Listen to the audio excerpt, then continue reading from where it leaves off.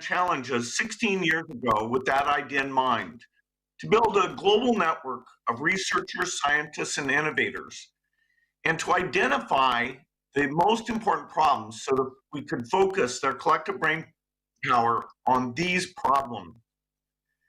Now, so many scientists all over the planet, whether they're in this meeting or not, are involved in a particular grand challenge, which is ending the current pandemic. All over the world, some of these researchers are breaking down silos. Rather than waiting to go through a publication process, they're sharing data on a daily basis. Since the pandemic began, scientists have shared more than 137,000 viral COVID-19 genomic sequences. The pharmaceutical companies are cooperating on production in ways that really have never been seen before. For example, the antiviral remdesivir created by Gilead is being produced in Pfizer factories. And international teams of scientists are collaborating at full speed on the vaccine clinical trials. Likely, one or more of these vaccines will be available by early next year. In fact, as we have multiple vaccines, we'll have to make sure we understand exactly where to use each of them in the time when those volumes will be constrained. So the pace of the science has been remarkable. And my bet is that when we look back on the history of COVID-19, one of the bright things will be that the scientific community worked together to come out with the tools to bring this to an end. But despite all this good work, right now, as fast as the science has moved and as great as this collaboration is, the pandemic is still ahead of us. The first COVID-19 vaccine will probably be the fastest that humans have ever gone from identifying a new disease to being able to immunize against it. Still, we all know this virus has managed to plunge the entire global economy into a deep recession. In fact, almost every kill over 1 million people.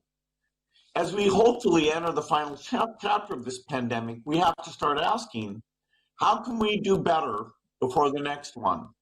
Where can we push the frontiers of science so that the next time a novel pathogen appears, it doesn't create a tragedy of historic proportions? The good news here is that COVID-19 has been an instructive adversary. It's pointing us to many areas where we need better R&D, and I want to identify 3 of those. The first is vaccine platforms that can let us develop vaccines many months faster than traditional methods. Imagine how this pandemic would have been if we'd had a COVID-19 vaccine by the summer of 2020. Since the outbreak of the virus, researchers have made huge strides in advancing some new platforms, but they still face time delays and barriers to scale and cost. First, let me take RNA vaccine. This is an area that I know many on the call, including the foundation, have seen great promise in and have been backing for many years. For the first time, they're being reduced to practice during this pandemic. Probably the first approved vaccines for COVID-19 will be mRNA, and yet we can't count on them alone because they're very hard to scale that manufacturing, and they have a logistical problem because they require an ultra cold chain. Now, scaling these for the world would mean having hundreds of millions of doses in liquid nitrogen and keeping them at that negative 80 degrees Celsius as they're carried from planes out to get delivered in the world. I'm hopeful that as the mRNA platform matures in the years ahead, we'll solve both the scaling problems, which will bring the cost down, and will make this cold chain requirement unnecessary. The Grand Challenges program has been looking at ways to make vaccines more thermostable since the very beginning in 2003. And by taking advantage of that research and some new ideas, I think we'll be able to develop mRNA vaccines that don't require that ultra cold chain. Another promising area for rapid vaccine development is structure guided immunogen design. Here we have a different problem. We can design proteins with atomic level accuracy, and that gets us very quickly towards a subunit vaccine. But the subunit vaccines almost always require an adjuvant to induce the desired immune response. And this has become a major barrier, a barrier in cost and scale as well. We have very few approved adjuvants in the world, and not enough to make the billions of doses we need to stop this pandemic. Partly that's because the ingredients in the current adjuvants are so rare. Going forward, we need a way to make even more powerful adjuvants that don't require someone going to the high Andes to harvest the bark of a particular tree, or shark fishing. Right now we use shark oil to make the adjuvants like squalene. Chemically synthesized adjuvants, ones that we can make without these restricted raw natural resources, need to be a solution here. We also need to develop small molecule adjuvants that act through different pathways of innate immune activation.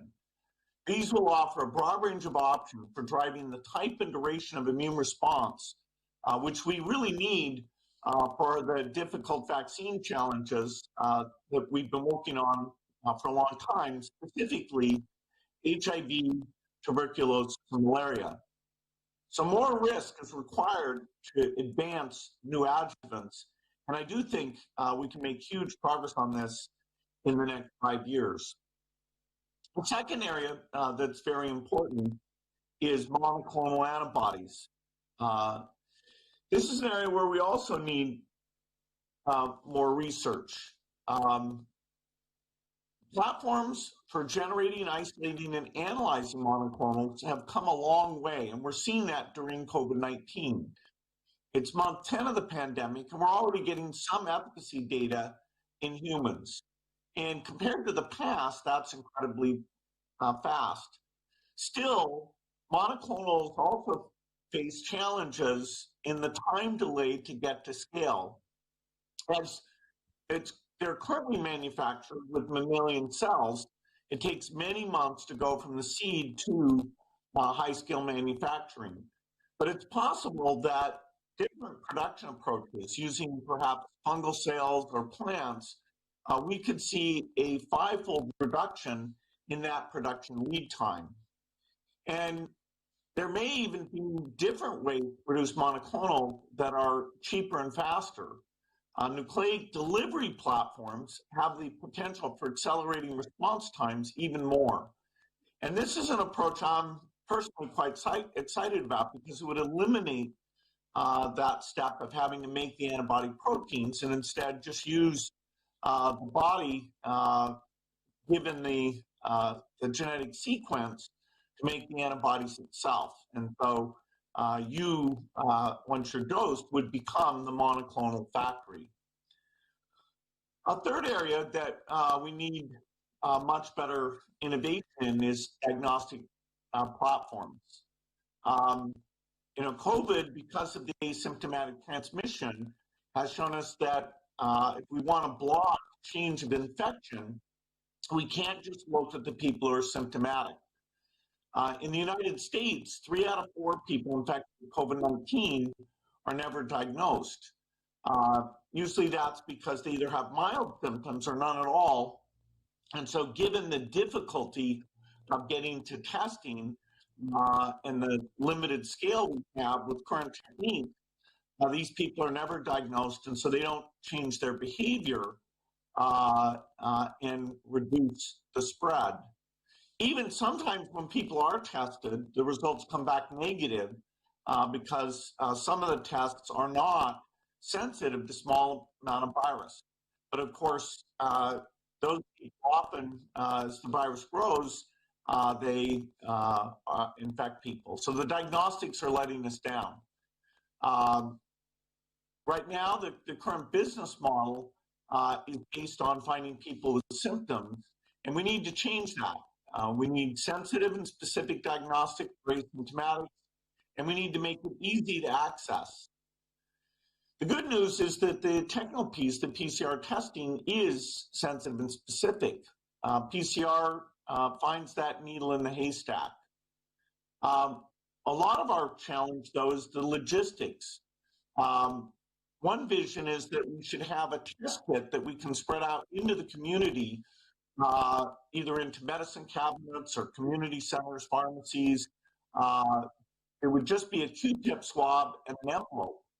And anyone who was exposed could self-diagnose without having to stick it too deep into their nose, and then they'd mail off that envelope. Lots of workplaces, airports would have this, and we need to get those PCR machines then using a reel-to-reel process that can process 100 times as many samples as the current best that only do a few thousand a day. Another approach is to use a point-of-care diagnostic platform called Lemura. It's small enough and also very sensitive and can get out to primary care.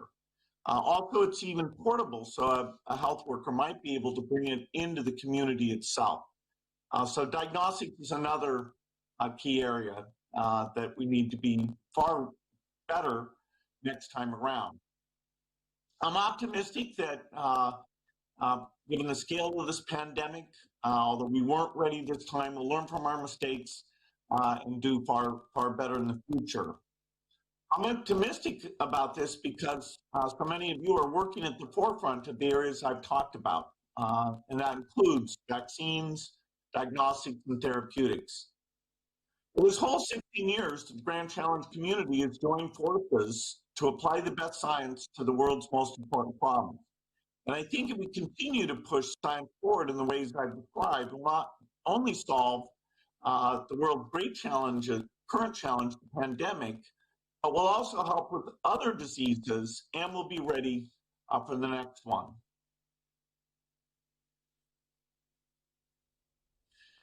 With that, let me go ahead and now introduce our keynote speaker. Before COVID, of course, we'd planned for this meeting to take place in India. And India's very inspiring because it's made huge strides in improving the health of its people over the past 2 decades. And now, India's research and manufacturing capacity will be critical to fighting COVID-19, especially when it comes to making vaccines at large scale. To speak more about the country's role in advancing health R&D, I'm pleased to introduce Prime Minister Modi. Welcome to Grand Challenges, Prime Minister. Our foundation is grateful to partner with your government to improve public health in India and around the world. We look forward to what you have to say.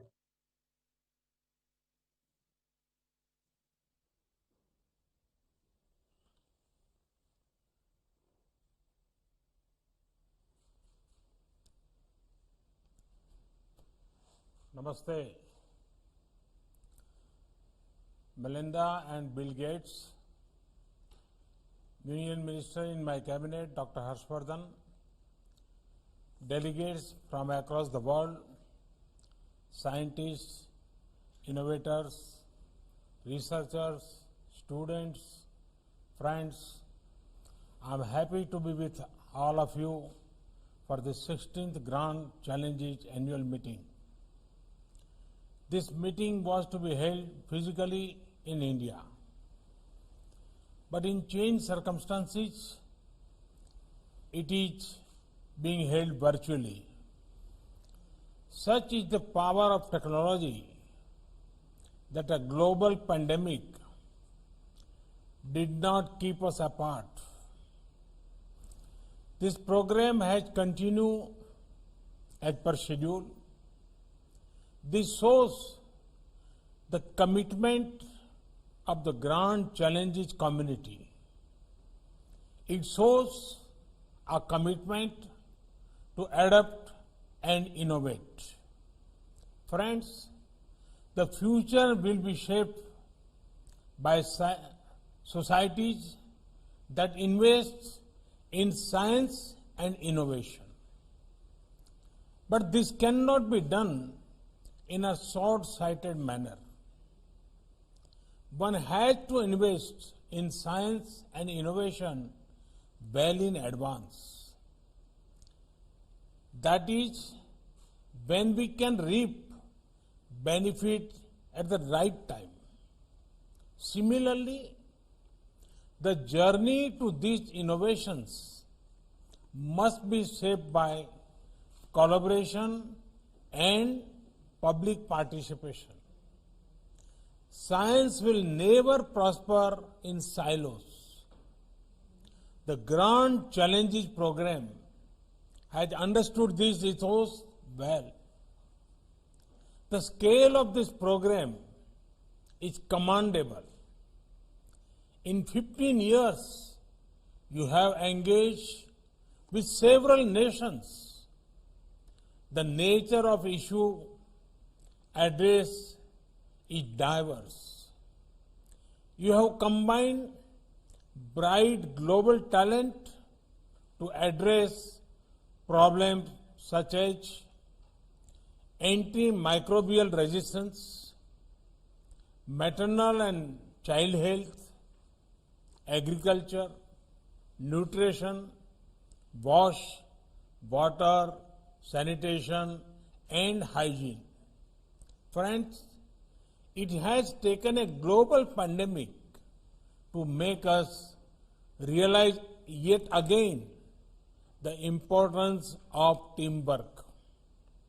After all, diseases do not have geographic boundaries. Diseases do not discriminate on the grounds of faith, race, gender, or color. And by disease, I am not only talking about the current pandemic situation. There are several communicable and non-communicable diseases that are impacting people, especially bright youngsters. Friends, in India, we have a strong and vibrant scientific community. We also have very good scientific institutions.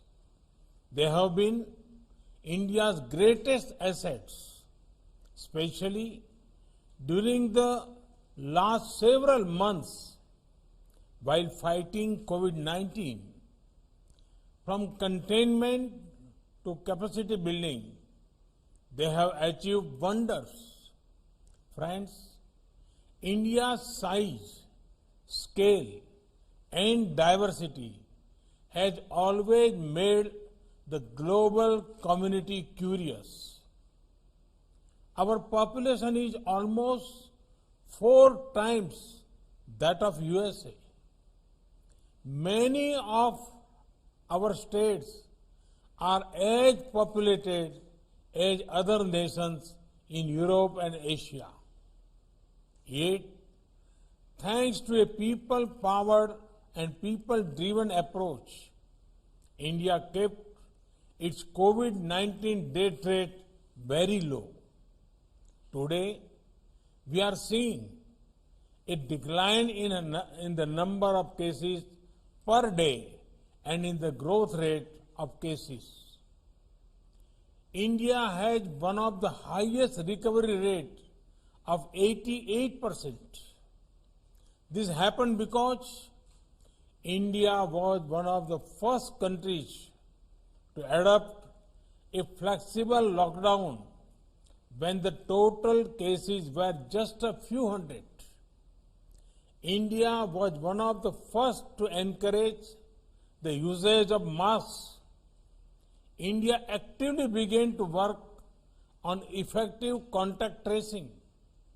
India was one of the earliest to deploy the rapid antigen tests. Friends, India is now at the forefront of vaccine development for COVID. Some of them are in advanced stages. We are not stopping here. India is already working on putting a well-established vaccine delivery system in place. This digitized network, along with digital health ID, will be used to ensure immunization of our citizens. Friends, beyond COVID-2, India is known for its proven capacity to produce quality medicines and vaccine at low cost. More than 60% of the vaccines of global immunization are being manufactured in India. We included indigenous rotavirus vaccine in our Indradhanush immunization program. This is a successful example of a strong partnership for a long-lasting results. The Gates Foundation has also been a part of this particular effort. With India's experience and research talent, we will be at the center of global healthcare efforts. We want to help other nations enhance their capacities in these sectors. Friends, in the last 6 years, we have made many interventions which are contributing to a better healthcare system. Take a subject such as sanitation, improved cleanliness, more toilet coverage. Who does this help the most? It helps the poor and underprivileged. It leads to a fall in disease. It also helps women the most. Friends, now we are ensuring that each household gets piped drinking water. This will further ensure disease reduction. We are setting up more medical colleges, especially in rural areas. This ensures more opportunities for the youth. It brings better healthcare to our villages. We are running the world's largest health insurance scheme and ensuring access to everyone. Friends, may we keep using our collaborative spirit for individual empowerment and collective well-being. The Gates Foundation and several other organizations are doing wonderful work. I wish you all fruitful and productive discussions over the next 3 days. I hope to see many exciting and encouraging new solutions coming out from this grand challenging platform. May these efforts further a human-centric approach to development. May they also give our youth the opportunities to be thought leaders for a brighter future. Once again, I thank the organizers for inviting me. Thank you. Thank you very much.